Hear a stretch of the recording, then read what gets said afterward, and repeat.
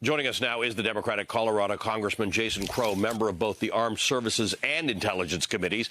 He has served as an Army Ranger in both Iraq and Afghanistan. Congressman, thank you for your time tonight. Thank you for joining us. We just learned that the Biden administration will send another $100 million worth of these very effective Javelin anti-tank missiles to Ukraine. But our first guest tonight, the member of parliament, Alex Goncharenko, told me that Russian long-range attacks on these civilian populations are the reasons why Ukraine so desperately needs anti-tank, anti-aircraft defense more than anti-tank defense. You've also made that argument.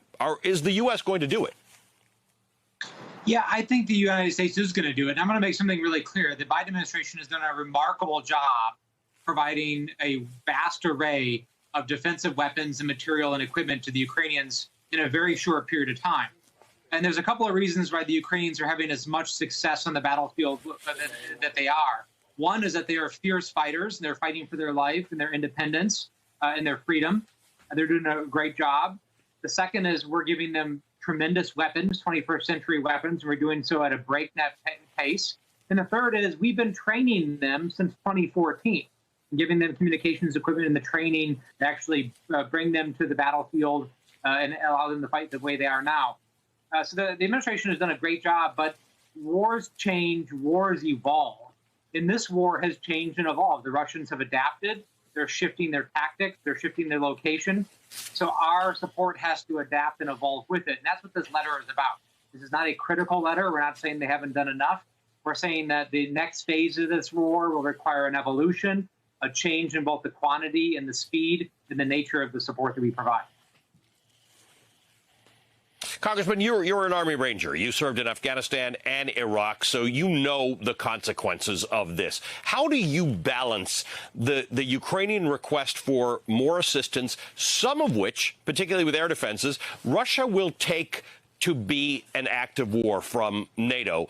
How do you separate those things? Because people warn that if you do that, you end up in World War III. You end up in a direct war with Russia, a hot war that then could involve nuclear weapons. Tell me how you think about this.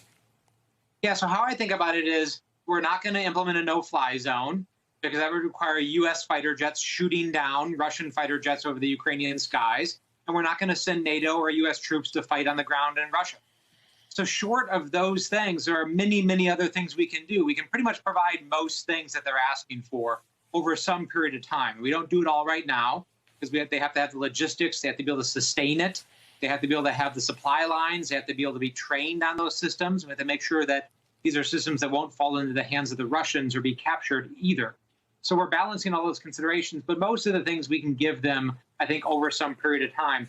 Now, they have provided a list to the United States government, a list of 17 items prioritized in order, 1 through 17. The top items in that list are things that they need and can implement right now, they can put into effect on the battlefield today. As you go down that list, this is longer-term things, fighter jets, tanks, other material that requires some sustainment, some supply lines, some training that maybe they don't have. But the administration has recognized what's happening here is the Ukrainians have to both fight the fight now, and they have to transition to a longer-term fight as the Russians dig in and look at kind of a war of attrition over a long period of time. So we have to do both. The Ukrainians understand that, and our aid has to be able to balance both the short-term and the long-term. It's hard to think about a long term when you see the images that we've all watched this weekend of these atrocities. But we appreciate that people like you with real experience on the battlefield and in government understand how to discuss them. Democratic Colorado Congressman Jason Crow is a member of both the Armed Services and the Intelligence Committee. Sir, we appreciate you joining us. Thank you.